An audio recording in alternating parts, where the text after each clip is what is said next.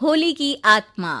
बचपन से शहर में रहने वाला मनोज इस साल होली की छुट्टियों में अपने गांव दुर्गापुर वापस आता है, जहां उसे देख पूरा गांव खुशी से झूम उठता है। जब गया था तब इतना सा था और अब देखो कितना बड़ा हो गया है। हाँ सरपंच जी, जब मैं गया था तब आप भी बहुत जवान थे और अब देखो कितने बूढ़े हो गए हैं आप। चला चलो बढ़िया है, बच्चा घर वापस आ गया। इसी खुशी में आज रात पार्टी होगी। क्या बात है, गांव में भी पार्टियां होने लगी। वैसे अगर पार्टी की बात है तो आज क्यों सीधा होली पार्टी करते हैं। होली पार्टी की बात सुन चहल पहल में अचानक सन्नाटा छा जाता है, जिसे देख मनोज को कुछ अजीब लगता है, लेकिन तभी सरपंच बात पलट देता है। अब बहुत देर हो गई, चलो सब अपने घर चलो, पार्टी के बारे में कल सोचेंगे।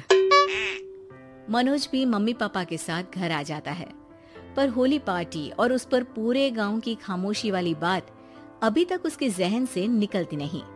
पापा, होली पार्टी की बात पर सब चुप क्यों हो गए थे? अरे होगी उनकी कोई अपनी बात, मुझे गांव की पंचायत ही थोड़ी पता है। थक गया हूँ, चलो सो जाते हैं, कल बात करते हैं। पापा की बात मानते हुए मनोज भी सोने चला जाता है। आज तो छुपा लिया, लेकिन हफ्ते बाद जब होली का दिन आएगा तब इसे कैसे रोकोगे?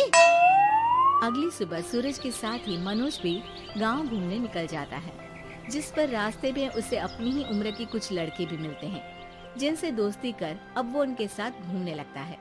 इसी तरह कुछ दिन बीत जाते हैं और होली नजदीक आने लगती है। दोस्तों, होली में 4 दिन ही बचे हैं, पर गांव में उसकी कोई तैयारियां क्यों नहीं दिख रही? क्योंकि यहाँ होली नहीं मनाई जाती। अरे पर ऐसा क्यों? वो राजा भूषण। अरे तुम 4 दिन के लिए आए हो, क्या इतना सोच रहे हो? चलो कुछ खाने चलते हैं। इसी के साथ एक बार फिर होली की बात को टलते हुए देख मनोज को शक होने लगता है। वो घर पहुंचते ही इंटरनेट पर अपने गांव और राजा भूषण के बारे में जानकारी निकालने लगता है। क्या? मुझे आज तक ये नहीं पता था। ऐसा कैसे? किसी ने मुझे कुछ बताया क्यों नहीं? सारी जानकारी लेने के बाद मनोज गांव वालों या अपने मम्मी पापा से कुछ पूछे बिना खुद ही उसकी सच्चाई के बारे में छानबीन करने लगता है, जिसके चलते वो राजा भूषण की हवेली में पहुंचता है। वाह, क्या हवेली है यार! पर क्या यहाँ सच में कोई भूत है? हेलो भूत जी, कोई है क्या? हम इस साल गांव में होली सेलिब्रेट कर रहे हैं, क्या आप उस पर थोड़ा इंटरव्यू देंगे? मनोज के ऐसा बोलते ही गांव में तूफान उठ जाता है और हवेली में रखी सारी चीजें हिलने लगती है। एक अदृश्य शक्ति मनोज को धक्का देकर हवेली से बाहर निकाल दरवाजा बंद कर लेती है। ये सब देख मनोज हैरान रह जाता है। क्या अभी मुझे हवा ने धक्का देकर बाहर निकाल दिया? मेरे होते हुए इस गांव में कभी होली नहीं मन सकती, इसलिए दोबारा ऐसी कोशिश भी मत करना, अंजाम बुरा होगा। आवाज सुन मनोज हैरानी से इधर उधर देखने लगता है, पर उसे कोई दिखाई नहीं देता। वो गांव वापस आ जाता है, जहां तूफान की वजह से सब कुछ तहस महस हो चुका होता है। आखिर ये तूफान आया कैसे?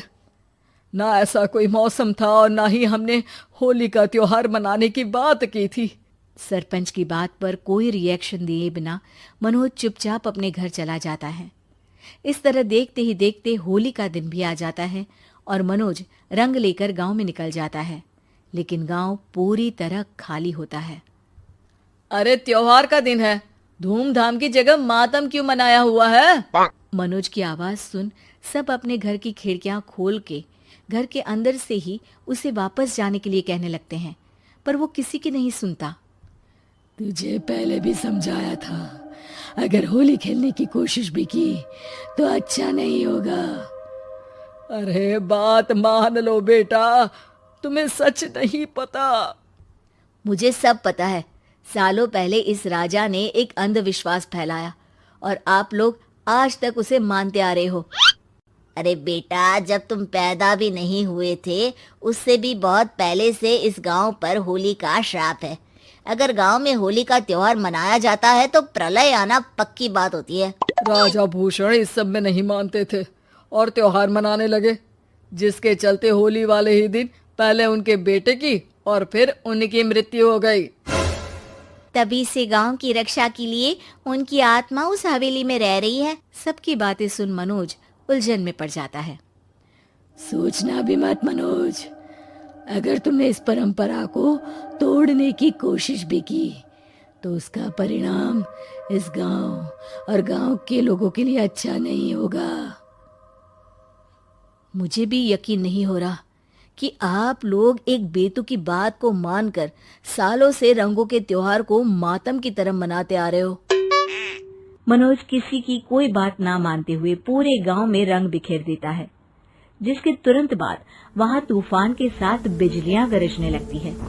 अचानक मौसम में ऐसा बदलाव देख जहां मनोज कंफ्यूजन में आ जाता है, वहीं गांव वाले डर से सहम जाते हैं।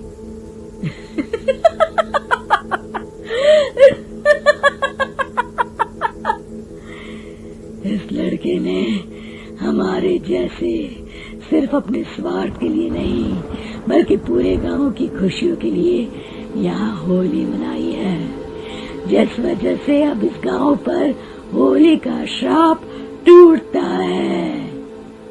ऐसा बोलकर राजा का भूत वहां से गायब हो जाता है, जिसके बाद गांव के लोग धूमधाम से होली मनाते हैं। खुशियों के रंग गांव में बिखरे ही होते हैं कि अगली सुबह अचानक मनोज कहीं गायब हो जाता है और एक बार फिर गांव में होली का नया राज शुरू हो जाता है। आपको हमारी ये कहानी पसंद आई होगी। कृपया हमारे चैनल को सब्सक्राइब करें और सभी अपडेट्स के लिए बेल आइकन जरूर क्लिक करें। और हाँ, वीडियो लाइक और शेयर करना मत भूलिएगा। Bye bye.